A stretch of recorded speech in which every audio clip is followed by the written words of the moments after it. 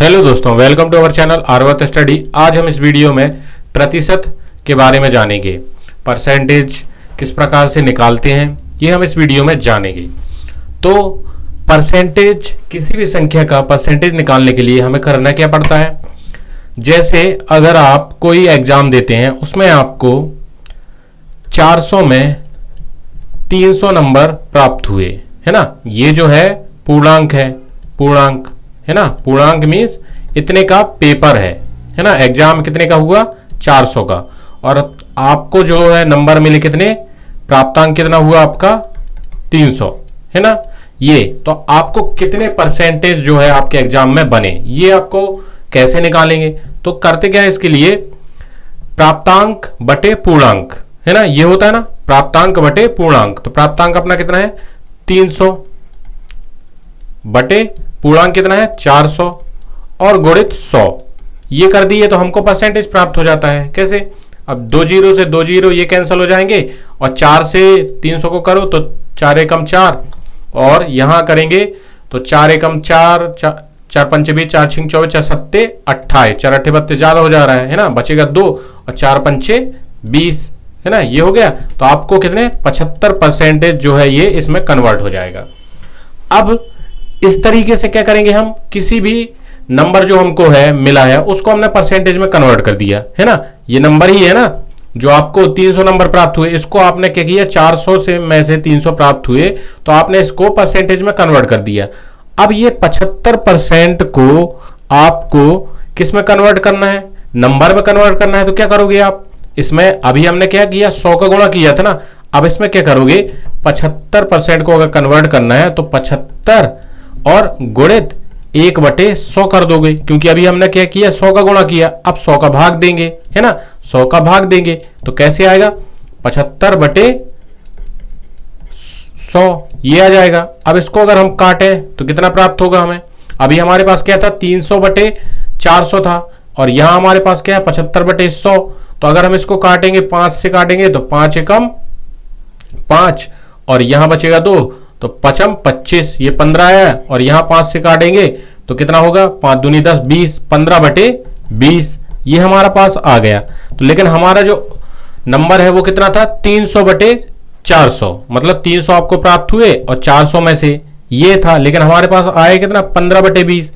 तो अगर हम 300/400 का रेशो निकालें, मतलब इसका अनुपात निकालें, तो कितना होगा। इसको भी अगर हम सॉल्व करें तो ये भी 5 से काटते हैं, 5 से कट जाएगा क्योंकि, तो 5 25, 5 31 मतलब 60 आ गया। और यहां अगर काटेंगे तो 55 40, और यहां 0 80, अभी भी 2 से कट जाएगा तो 2 तिया 6, और ये 0, और 2 से 2 चौके, अभी भी 2 से कट जाएगा 2 15, और यहां काटेंगे तो 2 धाम, मतलब ये आ गया 15/20, है ना। तो मतलब जो अपना रेशो आया वो कितना आया, 15:20, और इसमें भी 15:20, मतलब हमारा जो आंसर है वो सही है ना। हमने जो क्या किया, 75 को कन्वर्ट किया किससे, नंबर में कन्वर्ट किया। तो ये भी हमारा कितना आ रहा है 15/20, और इसका भी रेशो कितना होता है 15/20। मतलब हम इस तरीके से क्या करेंगे, परसेंटेज में कन्वर्ट करेंगे और परसेंटेज को नंबर में कन्वर्ट करेंगे।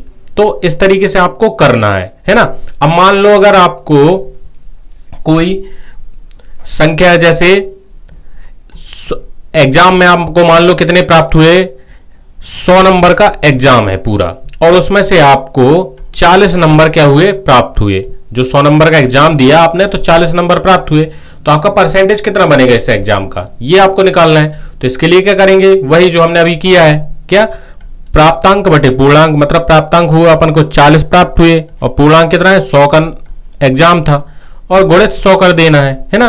तो 2 जीरो से 2 जीरो ये कट जाएंगे, मतलब हम अपना जो बनेगा वो बनेगा 40%, है ना। 40% क्या होगा एग्जाम में आपने पाए, है ना। इस तरीके से आपको परसेंटेज निकालना पड़ता है।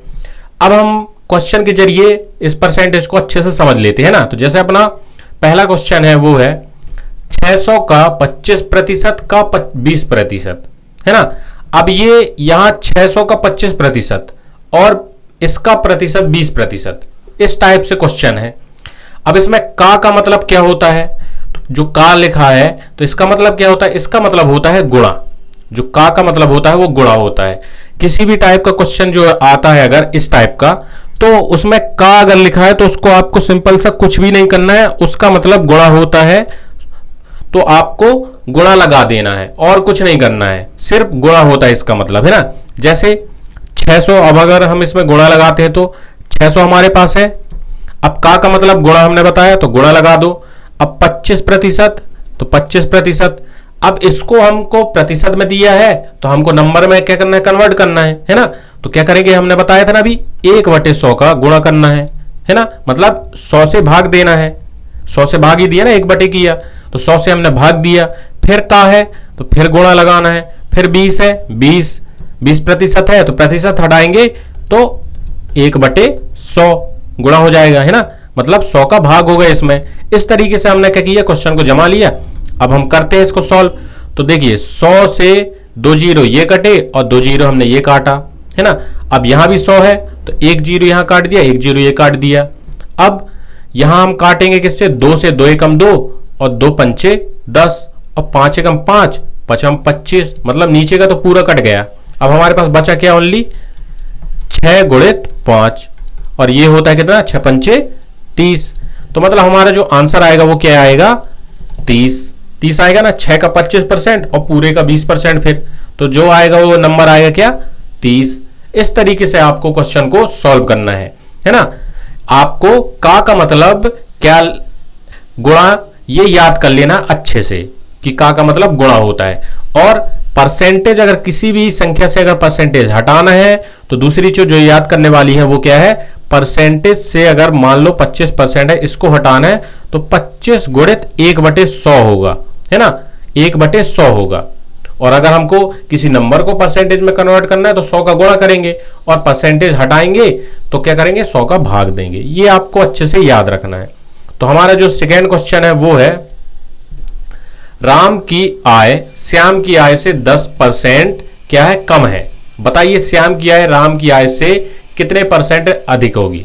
मतलब इसमें राम की जो आय है वो श्याम की आय से 10% कम है। तो श्याम की आय से अगर उसकी 10% कम है राम की, तो इसमें क्वेश्चन में जो है तो बनी बात है कि श्याम की आय जो होगी वो राम से ज्यादा होगी, क्योंकि उसकी तो कम है तो इसकी ज्यादा होगी। तो हमको यही बताना है कि कितने ज्यादा परसेंटेज अधिक है किसकी, श्याम की आय राम से। तो हम करते हैं इस क्वेश्चन को। तो इसके लिए हम करते क्या हैं, राम की आय जो है श्याम की आय से 10% कम है। मतलब श्याम की आय के हम मान लेते हैं यहां क्या है, राम है ना, और श्याम, ये हम दो व्यक्ति जो हैं उनको लिख लिया। अब राम की आय और श्याम की आय, तो श्याम की आय को हमको मान लेते हैं क्योंकि इसकी अधिक है तो 100% इसकी मान लिए, और राम की आय तो फिर कितनी हो जाएगी, 10% कम है मतलब 90% हो जाएगी, है ना। ये प्रतिशत में है ना, ये प्रतिशत में। अब बताइए श्याम की आय राम की आय से कितने प्रतिशत अधिक है। अभी हमको ये तो पता है कि जो श्याम की आय से राम की आय 10% कम है ना। जो राम की जो आय है वो श्याम की आय से 10% कम है, क्योंकि ये हमको साफ साफ दिया है। लेकिन हमको ये नहीं पता कि श्याम की आय जो है वो राम की आय से, जो श्याम की आय है वो राम की आय से कितने प्रतिशत अधिक है ना, ये हमको पता लगाना है। तो क्या करेंगे हम, अब देखो यहां हमको क्या दिया है, राम की आय, तो राम की आय हम लिखते हैं 90%, ठीक। अब हमको श्याम की आय पता करनी है कि कितनी ज्यादा अधिक है, तो हम क्या करेंगे, एक जो यहां लेंगे x, क्योंकि हमको पता नहीं है, और बटे क्या है, श्याम की आय कितनी है 100%, बस इतना करना है।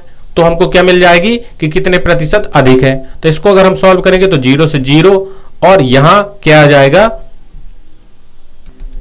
यहां बराबर में हमको कितना लेना है, 100 लेना है। क्यों, क्योंकि ये जो टोटल बनेगी वो 100% होगी ना, तब तो हमने इसको बराबर में लिया। श्याम की आय कितनी है, 100 है टोटल, है ना, और हमको पता क्या लगाना है, अधिक पता लगाना है, इसलिए हमने x लिया है, और बराबर में 100% तो है ही है। अब हम 0 से 0 काट दिए और 9 जो है आ जाएगा कितना, अब हम इसको सॉल्व करेंगे तो आ जाएगा 9x, और 100 का 3 गुणा हो जाएगा 10 से, तो आ जाएगा कितना, ये 1 और 1 0 और लग जाएगा तो 1000। अब x की वैल्यू हम निकाल लेते हैं, तो वही जो है होगा हमारा आंसर होगा। तो 9 चला जाएगा भाग में, तो हम डायरेक्ट क्या देते हैं, भाग देते हैं 1000 में, तो 9 से भाग देते हैं तो 9 एकम 9 और यहां आ जाएगा 1, फिर 0 आ जाएगा, 9 एकम 9, फिर आ जाएगा क्या 9, फिर यहां 1 0 हो जाएगा, है ना, यहां 1 बचेगा और फिर 1 0 आ जाएगा, फिर 9 एकम 9, फिर 1 आएगा, है ना, मतलब यहां आ जाएगा कितना, फिर दशमलव आएगा और यहां जो है सॉरी यहां दशमलव आएगा और यहां हमने 0 लगा दिया और फिर 9 एकम 9, फिर 1 बचेगा, मतलब ऐसे आता ही जाएगा। तो हमारे पास यहां आया क्या 111.1 ये आया। अब हमारे पास जो है श्याम की कितनी दी थी 100%, तो कितनी ज्यादा अधिक है, ये हम क्या करेंगे 100 इसमें माइनस करेंगे क्योंकि श्याम की क्या है 100% थी। अब उसी को हमको निकालना है, तो 100 से हम इसको माइनस करेंगे तो हमको जितनी अधिक है वो प्राप्त हो जाएगी। तो 100 से हम माइनस करते हैं तो हमको क्या प्राप्त होगा 11.1 और यही हमारा क्या हो जाएगा आंसर होगा, मतलब 11.1% अधिक है किससे, श्याम की आय राम की आय से। इस तरीके से आपको क्वेश्चन सॉल्व करने हैं। अब हमारा अगला जो क्वेश्चन है वो क्या है, राम की आय श्याम की आय से 20% अधिक है, ज्ञात कीजिए कि श्याम की आय राम की आय से कितने प्रतिशत कम है। ये भी क्वेश्चन उसी जैसे है पहले जैसे, तो करेंगे क्या इसमें, तो इसको भी हमको पिछले क्वेश्चन की तरह ही सॉल्व करने हैं। अब यहां क्या है, राम की आय श्याम की आय से 20% अधिक है ना, मतलब राम और श्याम ये दो व्यक्ति हैं, तो जो श्याम की आय है वो क्या है, राम की आय है जो वो श्याम की आय से भी 20% अधिक है। तो हमको ज्ञात क्या करना है कि श्याम की आय राम की आय से कितने प्रतिशत कम है, तो हमको क्या ज्ञात करना है श्याम की, तो इसलिए हम श्याम को मानेंगे। अगर राम की बोलते तो राम को मानते, तो श्याम की हम मान लेते हैं 100 रुपए, क्या है उसकी आय कितनी है 100। अब राम की आय कितनी होगी, तो 20% अधिक है ना, तो उसकी कितनी हो जाएगी 120, है ना। अगर हम 100 का अगर निकालें 100 माने हैं, अगर 100 का 20% निकालें तो 20 ही होगा, तो 20 ज्यादा है, तो 20 ज्यादा है तो 120 हो जाएगी इसकी राम की। यही बोला है ना क्वेश्चन में, राम की आय श्याम की आय से 20% अधिक है, तो हमने 100 इसकी मान लिया तो इसकी 120 हो जाएगी। तो ज्ञात कीजिए कि श्याम की आय राम की आय से कितने प्रतिशत कम है ना, श्याम की आय राम की आय से कितने प्रतिशत कम है। तो हम क्या करेंगे, श्याम की आय जो है क्या है, श्याम की आय बराबर राम की आय, है ना, राम की आय, ये हमने लिख लिया। और हमको निकालना क्या है कि श्याम की आय जो है राम की आय से कितने प्रतिशत कम है, कम है मतलब x प्रतिशत, हमने क्या कर दिया कितने का, की का मतलब क्या हो गया वही का मतलब हमने x प्रतिशत हमको निकालना है, कम कितनी है तो हमने x प्रतिशत कर दिया। अब यहां गुणा क्यों लगा दिया, क्योंकि का की है तो इसलिए उसका मतलब गुणा होता है। तो हमने इस प्रकार से अपने क्वेश्चन को क्या किया, प्रश्न के अनुसार लिख लिया। अब श्याम की आय क्या है हमने माना 100, तो हमने 100, राम की आय कितनी है 120, है ना, गुणित x जो है हमको निकालना है कि कितनी ज्यादा अधिक है, तो इसलिए हमने x माना। तो x और इसका प्रतिशत का मतलब क्या होता है 1/100, हमने कर दिया 1/100, है ना। अब हम क्या करेंगे, अब इसको हम सॉल्व करते हैं। तो सॉल्व करेंगे तो 1 0 से 1 0 ये कट जाएगा और 2 5 6 10, 2 6 12, तो यहां क्या आ जाएगा हमारे पास 5 का यहां गुणा कर दो तो हो जाएगा, तिरक गुणा कर दो तो 500 हो जाएगा, 100 में कर देंगे तो, और यहां हमारे पास बचेगा ओनली 6x। अब 6 का भी क्या कर देंगे हम पक्षांतर कर देंगे, तो 500/6, और 6 को हम क्या करेंगे इससे भाग देंगे, तो डायरेक्ट देते हैं 6 6 36, 6 7 42, 6 8 48, 6 9 54, ज्यादा हो रहा है ना, तो 6 8 48 मतलब 8 आएगा, 6 8 48, बचेगा 2, तो 6 कम 6 6 बाद 6 18, 3, फिर दशमलव लगाएंगे तो 1 0 लग जाएगा, 2 बचेगा फिर आ जाएगा 3, फिर ऐसे ही चलता जाएगा तो 3 3 आते जाएंगे। तो हमारे पास जो x की वैल्यू आ गई वो क्या आ गई 83.3। अब इसको हमारे पास क्या आ गई ये कि इतनी ज्यादा किसकी है, राम की श्याम की आय है, लेकिन कितनी ज्यादा है हमको मतलब कम पता करना है कितनी कम है। ये हमको पता चल गई कि इसकी कितनी है और इसकी 100 है, हमने श्याम की मानी थी कितनी 100, और जो हमको राम की आ गई वो क्या आ गई 83.3 जो है किसकी है श्याम की है। और इसकी अगर हम राम की जो है 100 से कंपेयर करेंगे, है ना 100 अब हमको प्रतिशत निकालना है। अभी हमने क्या माना था उनकी रुपए में माना था, अब प्रतिशत में अगर हम माने तो हमारे पास क्या है प्रतिशत में कि राम की हम 100 मान लें तो हम क्या करेंगे, इससे इसको घटा देंगे 83.3 को 100 से, तो हमको कितनी ज्यादा है वो पता चल जाएगी। तो इसमें हम घटाते हैं 83.3। तो अब अगर हम दशमलव में लेंगे तो क्या आ जाएगा 100, और यहाँ दशमलव कुछ नहीं तो 0 0 लगा देंगे, है ना, एक 0 लगाएंगे क्योंकि एक संख्या है दशमलव की, और यहाँ 83.3। अब 10 में से 3 जाएगा 7, यहाँ चुकाएंगे तो 4, फिर 10 में से 4 जाएगा 6, और यहाँ दशमलव लगा देना है, फिर 1 चुकाएंगे, फिर 10 में से 9 जाएगा तो 1, मतलब 16.7 क्या है प्रतिशत, क्या है कम है किससे, जो क्वेश्चन पूछ रहा है वो क्या पूछ रहा है, श्याम की आय राम की आय से कितने प्रतिशत कम है, 16.7% कम है। ये हमारा आंसर हो जाएगा। इस तरीके से आपको क्वेश्चन सॉल्व करने हैं प्रतिशत वाले। अब हमारा जो फोर्थ क्वेश्चन है वो क्या है वो देख लेते हैं हम। तो हमारा फोर्थ क्वेश्चन क्या कह रहा है, एक व्यक्ति की आय 10% बढ़ी, कुछ दिनों बाद पुनः 20% बढ़ गई। इस प्रकार व्यक्ति की आय में कुल कितने प्रतिशत की वृद्धि हुई, ये हमको पता लगाना है। अब मान लो उस व्यक्ति की जो आय है वो है 100, है ना, 100 है, 100% है ना। अब उस व्यक्ति की आय में 10% की बढ़ोतरी हुई है ना, बढ़ गई, तो इसका 100 का 10% कितना होता है, 100 का अगर हम 10% निकालेंगे तो क्या होगा 10/100, इस तरीके से निकालेंगे ना। तो 100 से ये 100 कैंसिल हो जाएगा तो बचेगा 10, मतलब 100 का 10% 10 ही आएगा ना। तो 100 का 10% 10 आया, मतलब 10 रुपए की और बढ़ोतरी हो गई, तो हमने इसमें 10 जोड़ दिए।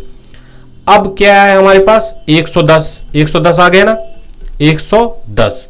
अब 110 रुपए आया, उसमें 20% और बढ़ गई, है ना। अब देखो ये जो है क्वेश्चन को अच्छे से समझना है, पहले 10% की बढ़ोतरी हुई है ना, तो हमने 10% बढ़ा दिया, ठीक है, तो हो गई 110। अब बोल रहा है पुनः जो है फिर उसके बाद फिर क्या हुई 20% की और बढ़ोतरी हो गई, तो हम 20% और इसका निकाल के ऐड करेंगे, है ना। तो 110 में हम क्या करेंगे 20% इसका निकालेंगे, तो कैसे निकालेंगे, गुणित 20/100, इस तरीके से निकालेंगे ना। तो 100 से 1 0 ये कट जाएगा, और यहां होगा कितना 1 0 यहां से कट जाएगा, तो हमारे पास क्या आ जाएगा 22 आ जाएगा ना। तो यहां हम क्या कर देंगे 22 को और ऐड कर देंगे, तो हमारे पास क्या प्राप्त हो जाएगा 132, ये प्राप्त हो जाएगा, दोनों को जोड़ेंगे तो। अब 132 उसकी टोटल क्या हो गई, इनकम हो गई, मतलब कुल आय कितनी हो गई 132, और पहले कितनी थी 100, है ना। तो बढ़ोतरी कितने प्रतिशत की हुई, तो इसको हम घटा देंगे, तो 132 माइनस 100, तो बराबर में क्या आ जाएगा 32, मतलब 32% उसकी क्या हुई, उस व्यक्ति की आय में वृद्धि हुई, है ना। इस तरीके से आपको क्वेश्चन सॉल्व करना है। अब हमारा जो फिफ्थ क्वेश्चन है वो क्या कहता है वो देख लेते हैं। एक आयत की लंबाई 5% बढ़ गई जबकि चौड़ाई 10% बढ़ाई गई, इस प्रकार क्या है उसके क्षेत्रफल में कितने प्रतिशत की वृद्धि हुई, ये हमको पता लगाना है। तो हम इसमें क्या करेंगे कि एक आयत की लंबाई 5% बढ़ गई, तो आयत की लंबाई हम क्या मान लेते हैं कि 100 है। पहली बात तो आयत का क्षेत्रफल क्या होता है, लंबाई गुणित चौड़ाई, ये होता है आयत का क्षेत्रफल, ठीक है। अब बोला है यहां आयत की लंबाई 5% बढ़ाई गई, तो आयत हम एक बना लेते हैं, उसके जरिए हम समझते हैं ना। तो एक हमने ये आयत बना लिया, ठीक।